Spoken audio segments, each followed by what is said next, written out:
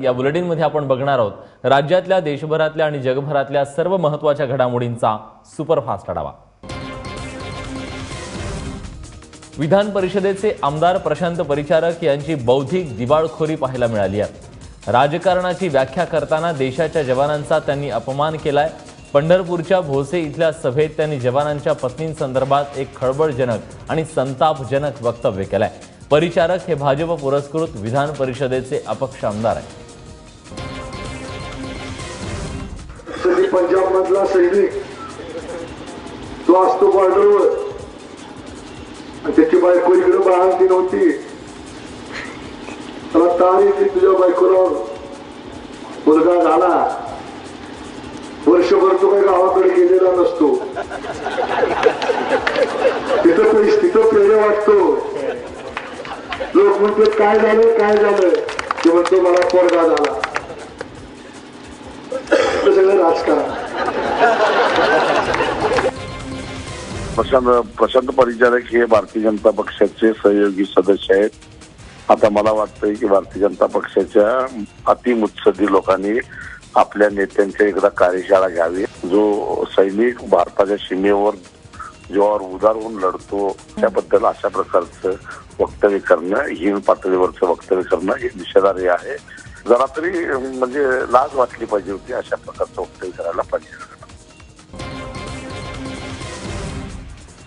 10 महानगरपालिका आणि 11 जिल्हा परिषद निवडणुकीच्या प्रचार तोफा आज संध्याकाळी 5 वाजता थंडावणार आहेत। मंगळवारी 21 तारखेला हे मतदान होणार आहे आणि 23 फेब्रुवारी म्हणजेच गुरुवारी मतमोजणी केली जाईल।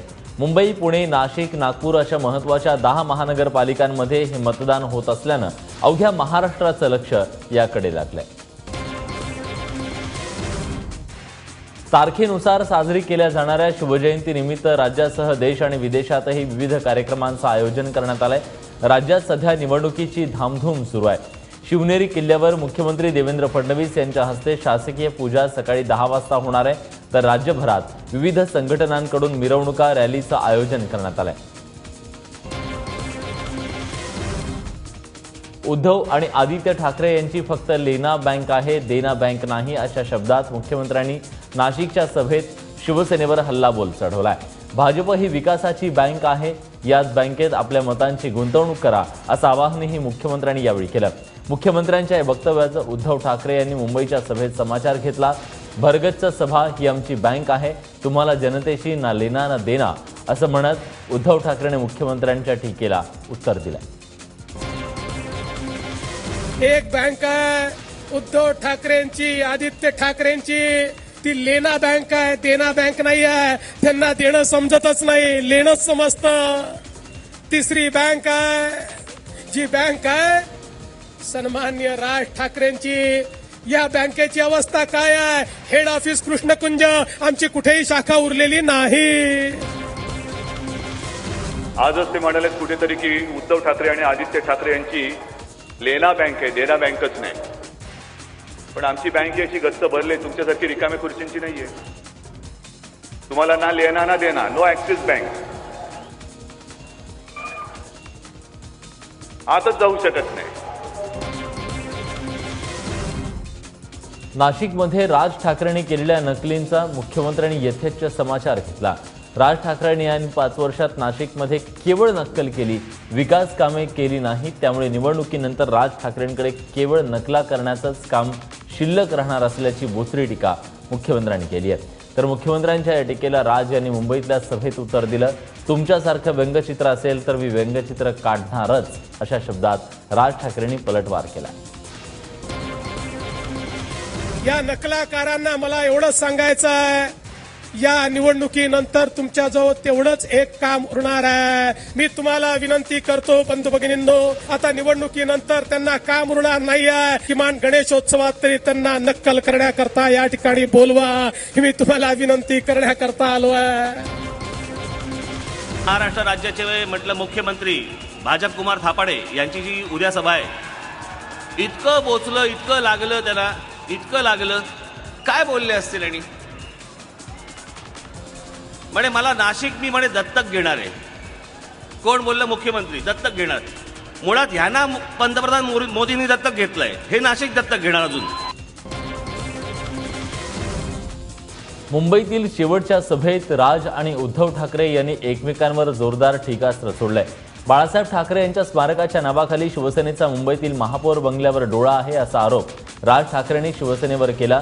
या आरोपाला उद्धव ठाकरे यांनी लागलीच प्रत्युत्तर दिलंय. दुसरे म्हणतात, आम्हाला बाळासाहेबांच्या नावानं महापौर बंगल्याची जागा गिळायची आहे, मग युतीसाठी कशाला आला होता असा टोला उद्धव यांनी राज ठाकरेंना हाणलाय. माननीय बाळासाहेबांच्या नावाने हा महापौर बंगला मागितला जातोय की त्यांचं स्मारक करायचंय म्हणून. गेली अनेक वर्ष या शहरामध्ये मुंबईचा महापौर हा कुठे राहतो तर तो मुंबई महापौर निवास आहे त्याचं. त्या जागेवर डोळा आहे आणि रोज तिकडेच असतात. मग मिळणार कसा? मग बाळासाहेबांचं नाव पुढे करायचं.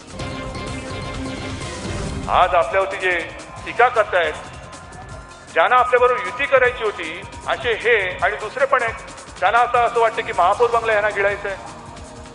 सेनाप्रमुखांच्या पाठी यांचा भ्रष्टाचार चाललेला आहे. मग युती करायला का आला होतास? बरोबर सेनाप्रमुखांच्या पाठी काय चालले बघायला.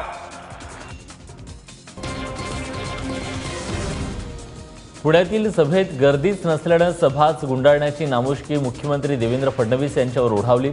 सदाशिव पेठेतील टिळक रोडच्या सभेकडे पुणेकरांनी पाठ फिरवल्यानं मुख्यमंत्र्यांना भाषण न करताच माघारी फिरावं लागलं.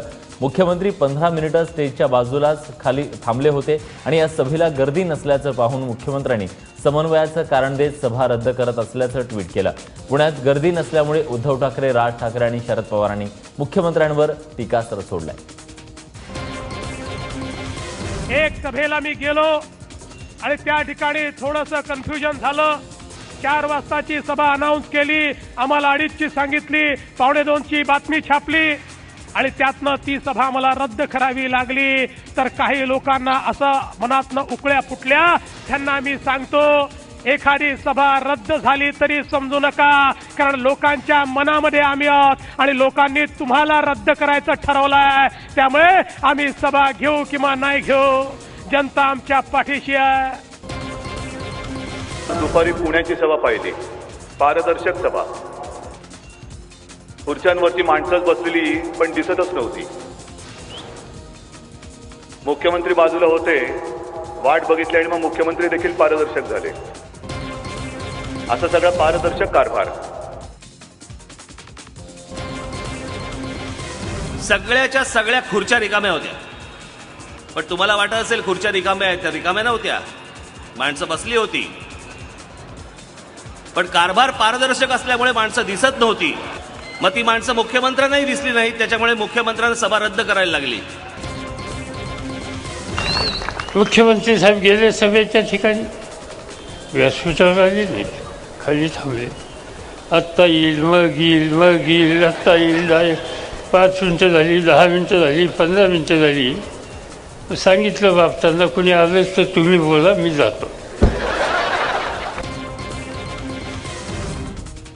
शिवसेनेनं पाठिंबा काढल्यानंतर राज्यातील भाजप सरकार अल्पमतात आलं तर आम्ही पाठिंबा देणार नाही, हे मी लिहून द्यायला तयार आहे, असं शिवसेनेनंही पाठिंबा काढणार हे लिहून द्यावं असं आव्हान दिलंय राष्ट्रवादी काँग्रेसचे अध्यक्ष शरद पवार यांनी. केंद्रात आणि राज्यात भाजपबरोबर सत्तेत सहभागी असलेल्या शिवसेनेनं सरकार नोटीस पिरियडवर असल्याचं विधान केलं. त्या पार्श्वभूमीवर शरद पवार यांनी ही गुगली टाकली आहे. अभी लिखित स्वरूप में हमारे पार्टी की तरफ से उनको देने के लिए ये तैयार है कि हम समर्थन नहीं देंगे.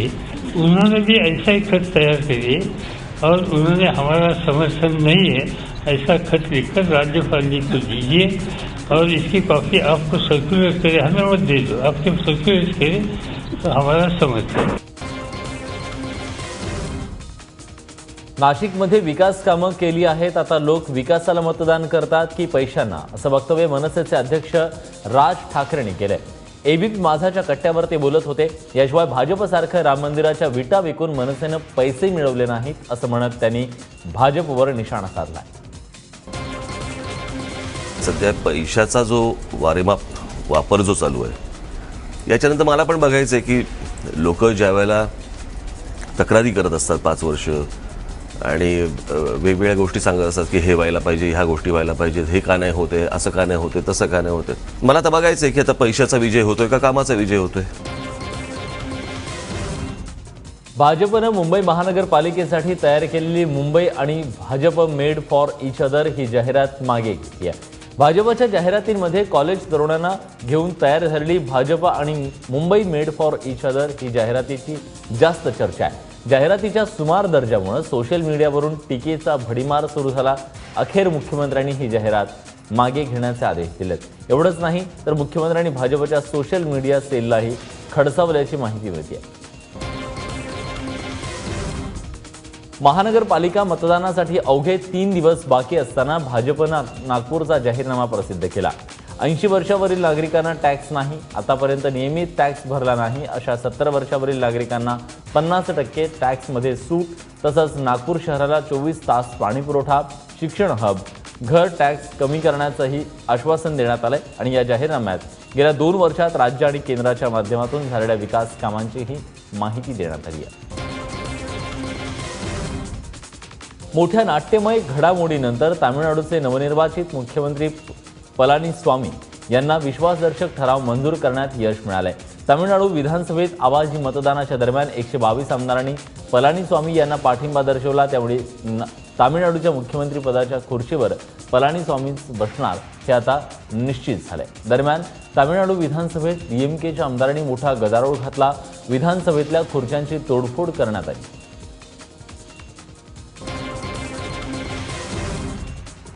मुंबईतल्या 26/11 हल्ल्याचा मास्टरमाइंड हाफिज सईद हा दहशतवादी असल्याचं पाकिस्ताननं पहिल्यांदाच मान्य केलंय. सईद याचा दहशतवादी कारवायांमध्ये समावेश असल्याचं पाकिस्ताननं मान्य केलंय. पाकिस्तानच्या पंजाब सरकारनं सईदवर दहशतवाद विरोधी कायद्याच्या अंतर्गत कारवाई करण्याचे आदेश दिल्याचं वृत्त डॉन या वृत्तपत्राने छापलंय. या कारवाईवर आजवर सईदच्या दुष्कृत्यांवर पांघरूण घालणाऱ्या पाकिस्तानचा खोटारडेपणा आता उघड झालाय.